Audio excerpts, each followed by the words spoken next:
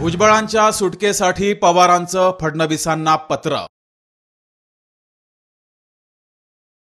लोकशाही मराठीच्या कार्यक्रमात पवारांनी पत्र केलं सार्वजनिक.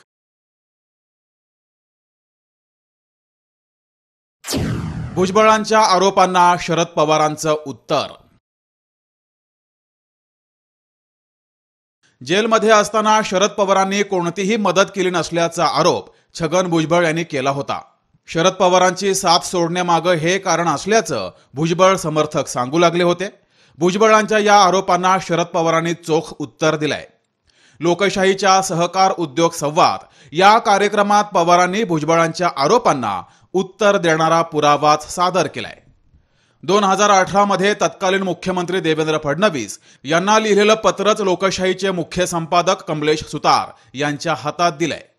या पत्रात पवारांनी छगन भुजबळांची अटक ही अन्यायकारक असून त्यांच्या सुटकेची मागणी केली होती. या पत्राचं जाहीर वाचन मुख्य संपादक कमलेश सुतार यांनी केलंय. त्यांचा अडचणीचं काम म्हणजे त्यांना जेलमध्ये जावं लागलं. आता का जावं लागलं काय नाही ह्याच्या खोलात मी जात नाही. पण त्याच्यात सुद्धा बरं तुम्ही हा प्रश्न करायला कारण हे पत्र हे 8 मार्च 2018चं पत्र आहे. Devendra Fadnavis chief minister of Maharashtra यांना लिहिलेलं शरद पवार साहेबांनी लिहिलेलं पत्र आहे.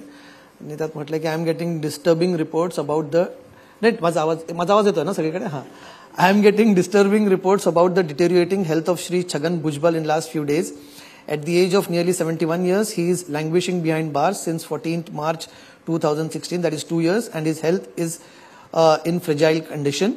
As of now, the legal matters concerning Shri Chhagan Bhujbal have not been decided by the Honorable Court, and unless and until judiciary comes to a conclusion, he is deemed to be innocent. Supreme Court of India has time and again held that bail is rule and jail is exception. The same principle is also applicable to Shri Chhagan Bhujbal. It is unfortunate that the bail has been denied to him time and again. However, I do not want to comment on this. Shri Chhagan Bhujbal is a respected mass OBC leader with more than 50 years of contribution to public life. He has served as the Mayor of Mumbai, Deputy Chief Minister of Maharashtra, Minister of Home, Minister of Public Works Department, Minister of Tourism, and his contribution to the welfare of people of Maharashtra cannot be scorned. I do not expect anything but proper medical treatment to be given to Shri Chhagan Bhujbal, which is also his constitutional right. Knowing fully well the overall health condition of Shri Chhagan Bhujbal and his advanced age, I am sure that you will direct that prompt steps be taken to ensure that proper medical treatment should be administered to Shri Chhagan Bhujbal. I am saddened to record that if Shri Chhagan Bhujbal suffers any untoward fate in the days to come, your government will be held responsible for the same. With regards, yours sincerely, Sharad Pawar. Yes. त्यांच्या अडचणीच्या काळात मी त्यांच्या मागे नव्हतो. हो, शेवटच्या वेळी तुम्ही म्हटलं की जर त्यांच्या तब्येतीला काय झालं तर त्याला राज्य सरकार जबाबदार असेल. आयुष्यात 2च वेळा खोटं बोलल्याचा दावा छगन भुजबळांनी माध्यमांसमोर केला होता. पवारांनी पत्र सादर करत भुजबळांची पोलखोल केली आहे. दुसरीकडे त्यांनी निवडणूक आयोगात अजित पवार गटानं केलेल्या दाव्याचाही समाचार घेतलाय.